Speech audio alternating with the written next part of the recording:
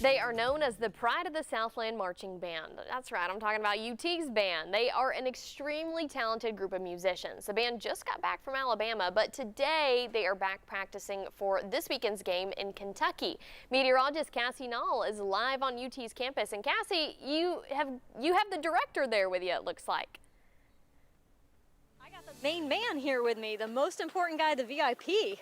Right here, this is director Dr. Mike Stewart, and the last 2 weeks y'all did your circle drill, your famous show for that, but I was telling everybody a little bit earlier, every time there's a home game, you learn a new show.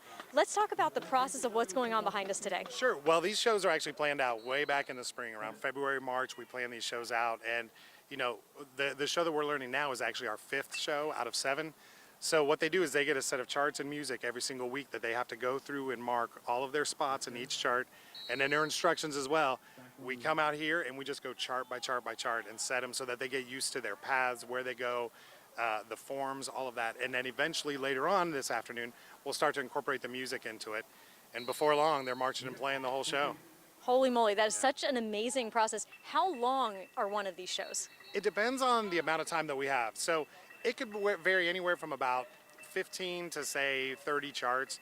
A chart or a show like pregame or circle drill, that's closer to 40 to 45 charts that they have to learn. So those are a little bit more intense, but if we only have 3 rehearsals to get something together, it may be closer to 15 charts. Still very, very impressive. And something else I'm noticing is there are a lot of people out here on this field behind us, and they're taking up even the end zones. Yeah. That's 415 members, and you have more coming for homecoming. We do. So eventually this opens up so that we can fit our alumni with us during the homecoming show, which is about another 460 are signed up to participate this year. So we'll have, you know, close to 900 people on the field come homecoming game against UConn, and we're so excited to have them with us.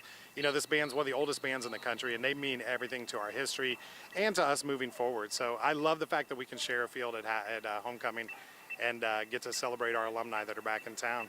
And I'm sure the alumni enjoy getting the chance to come back on the field again and play with all the current members too. Yep, absolutely. It has a tendency, they have to get the rust off. You know, it's going to be a noon kick, so we'll start rehearsing that day around 6 a.m.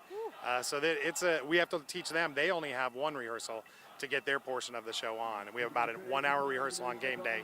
And the alumni do the same thing. They mark all the charts, play their music, and within about an hour we have the entire show on a field. That is so impressive, so much dedication, and we're not done yet.